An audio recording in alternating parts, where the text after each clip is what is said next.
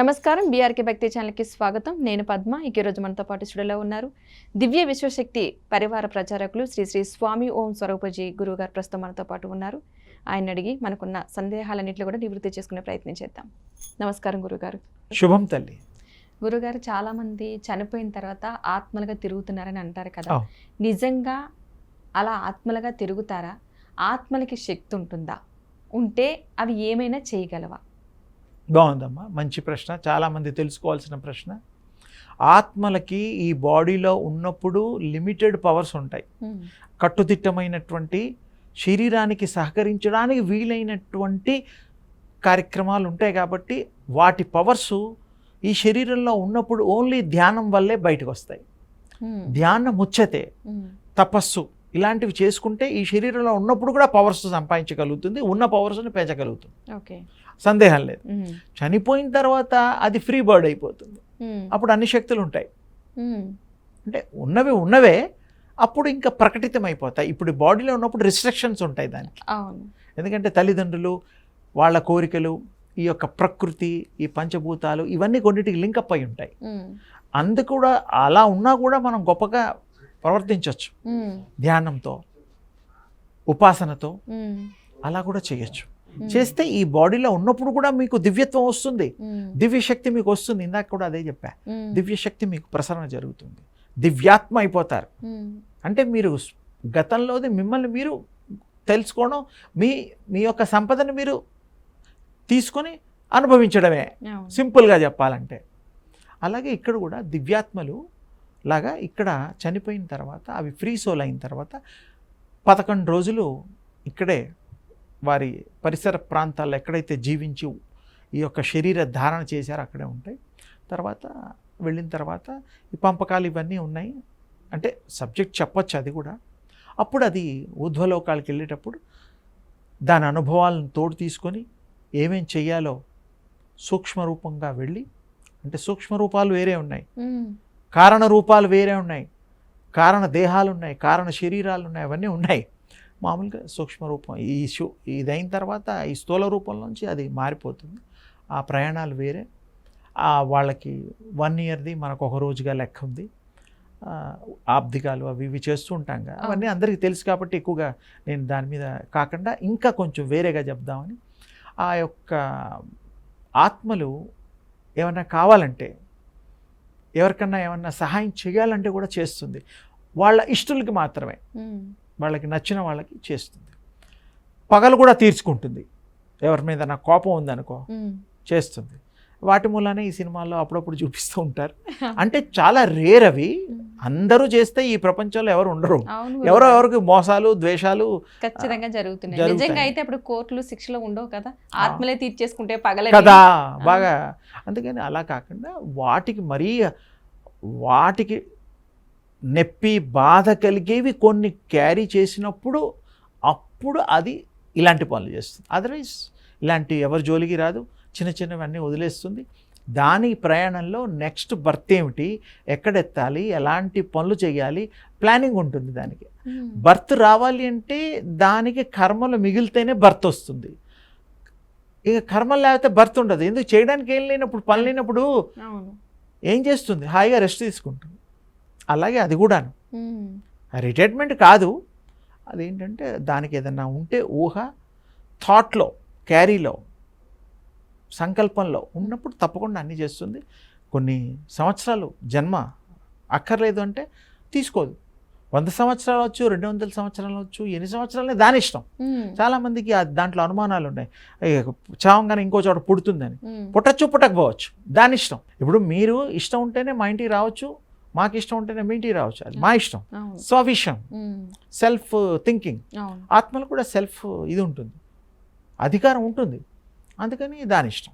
దీని మీద పెద్ద తర్జన అక్కర్లా. దాని ఇష్టం ఉంటే అలా చేస్తుంది, దాని ఇష్టం వచ్చినట్టు చేస్తుందమ్మా. వేరే వాళ్ళ ఆర్డర్స్ లేవు దాని మీద. Free soul. అట్లాగే మన తర్వాత భూకక్ష తర్వాత ఈ యొక్క ఫ్రీ సోల్ ఏదైతే ఐడియల్ ఆత్మలు, ఇంగ్లీష్ పదం వాడాను, ఐడియల్ ఆత్మలు ఉంటాయి ఆ లోకం. అక్కడ మన ప్రేయర్స్ అవి ఇవి దాన్ని బట్టి అవి ఎందులో గర్భం దాల్చాలో, శరీరం తీసుకోవాలో అవి నిర్ణయిస్తాయి. తల్లిదండ్రులు శరీరాన్ని పంచుతారు. అవును. కండలు అవి ఇవి పోలికలు జెనెటిక్గా ఏవేవైతే సంక్రమిస్తాయో సంప్రాప్తిస్తాయో అవి డిఎన్ఏ మనకు తెలుసు. అందుకని 7 తరాలు 3 తరాలు ఇలా చూస్తుంటే ఒకప్పుడు 21 తరం కూడా చూసిన వాళ్ళు ఉన్నారు. ఇప్పుడు మనకు 3 తరాలే గుర్తులేదు. అందుకని ఏమిటంటే ఆత్మ చాలా శక్తివంతమైనది, అజరామరమైనటువంటిది. అది అన్నీ చేయగలుగుతుంది, కోరుకున్నవి సాధించగలుగుతుంది. ఆత్మలు కూడా యోగం చేస్తాయి. మన మానవుల రూపంలో ఉన్నప్పుడు ఎలాగైతే ధ్యానం అవి ఉంటాయో అది కూడా ప్రక్షాళన చేసుకోవడం కోసం, పరిశుద్ధాత్మ అవ్వడం కోసం అవి కూడా కొన్ని కార్యక్రమాలు చేసుకుంటాయి. తప్పులేదు, ఏముంది. ఇప్పుడు మనం మంచి మారడానికి కొన్ని మంచి బుద్ధులు నేర్చుకోవా, అంతే. అలాగే అది కూడాను అది చెడ్డది కాదు, మంచిదే. క్యారీ చేసే దాన్ని బట్టి దాని ఇష్టం వచ్చినట్టుగా ప్రవర్తిస్తూ ఆ యొక్క జన్మలెత్తుతూ ఫైనల్గా ఇంకా జన్మలు ఎత్తకుండా ఉండే తేజోలోకాల్లో ఉంటుంది. గుర్తుపెట్టుకో, తేజోలోకాలు అన్నీ తేజస్సే, అక్కడ ఉంటుంది, ఇంకా రాదు. ఈ తేజోపాసనే మనం సూర్యోపాసనలో తేజోపాసనలో మనం చెప్పి పరిచయం చేసాం. అంటే మీకు ఇష్టం, సర్వ స్వతంత్రత వస్తుంది. కానీ చెయ్యాలి ప్రాక్టీసు, వాళ్ళ ఇష్టం. ఇందులో రూపాయి ఖర్చు లేదు, చక్కగా చేసుకోవచ్చు, సాధించవచ్చు, అనుభవించవచ్చు.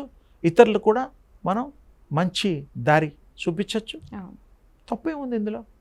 చెడు పంచకూడదు కానీ మంచి పంచకూడదని ఎక్కడా లేదు. చెడు ఎవరికైనా చెడే, హామ్, అంతే. అందుకని ఇవి గుళ్ళ రూపంలో, ఆ రూపంలో, ఈ రూపంలో క్షేత్రాలుగా ఉన్నాయి. అలాగే ప్రదక్షిణలు కూడా, గుళ్ళల్లో చేసే ప్రదక్షిణలకు ఒక ఇంపార్టెన్స్ ఉంది. ఒక గుడికి 1000 గజాల వరకు, అడుగుల వరకు శక్తి రౌండ్గా ప్రవహిస్తూ ఉంటుంది. అది చాలామందికి అంత లోతుగా వెళ్ళరు. ఒక శక్తి ఆంజనేయ స్వామిని కానీ, అమ్మవారిని కానీ, రాముడిని కానీ ఊళ్ళలో స్థాపన చేస్తారు. దాని ముందు 6 రోజులు 8 రోజులు కార్యక్రమాలు ఉంటాయి. శక్తి ధారబోసి అప్పుడు దాన్ని యంత్రాలు అవన్నీ పెడతారు. ఆ మహిమ, ధ్వజస్తంభం మహిమ 1000 గజాల వరకు, అడుగుల వరకు ఉంటుంది. అందుకనే ప్రదక్షిణాలు చేయడం కోసం అందరూ కూడా నామం చెబుతూ ప్రదక్షిణం చేస్తూ ఉంటారు. అంటే ఈ ప్రదక్షిణం చేసేటప్పుడు, ఆ నామం చేసేటప్పుడు పాదాలు, అరికాళ్ళల్లో ఎండ్స్ ఉంటాయి, చివరి సహస్రారం మొదలు అది చివర. కింద తాకినప్పుడు, ఆ రేస్ పాకినప్పుడు, ఇది తగిలినప్పుడు, నామం చెప్పినప్పుడు ఆ దేవుడు అనుగ్రహం మీకు కలుగుతుంది. ఏ దేవుడు నామం చెబుతూ నడుస్తామో, శివుడిది శివాలయంలో, రాముడా, ఆంజనేయ స్వామి, ఏ దేవుడైనా ఆ నామం చదువుతూ ప్రదక్షిణలు చేసిన వాడికి మీకు ఆ కృప కలుగుతుంది. అందుకని మంచో ఏదో రకంగా ఈ మధ్య హైదరాబాద్లో కూడా విజయ వెంకటేశ్వర స్వామి, చిలుకూరు బాలాజీ గారు, ఆ భగవత్ స్వరూపులు ఉన్నారు. అక్కడ కూడా 1000, 2000 లెక్క పెట్టుకుంటూ మళ్ళీ ప్రదక్షిణ చేస్తూ ఉంటారు. అంటే ఆ యొక్క రేస్ కింద ఉంటాయి. ఇది గ్రహించండి. ప్రదక్షిణాలు చేయని వాళ్ళు కూడా చేస్తారనే ఉద్దేశంతో చెప్తున్నారు. నామం చేస్తూ చేయడం వల్ల సద్భావం చేత, సత్ సందర్శన, భగవత్ సందర్శన చేత మీకు అవి ఆ కృప కలుగుతుంది. శక్తి కేంద్రాలుగా మీరు కూడా మారుతారు. గుళ్ళు ఎలాగున్నాయో మనకు కూడా ఒక నడయాడే దేవుళ్ళం మనం కూడా. అంతే. మన హృదయంలో అది దేవాలయమే ఈ శరీరం. హృదయంలో ఉన్నవాడు ఆ పరాశక్తి. పర అంటే అమ్మవారు కాదు, మళ్ళీ పర అంటే వేరొకటి, శక్తి అంటే ఎనర్జీ. అందుంది పరాశక్తి అని అంటే అమ్మగా భావించడం తప్పు లేదు. పరాశక్తిని ఆది పరాశక్తి కూడా అంటాం.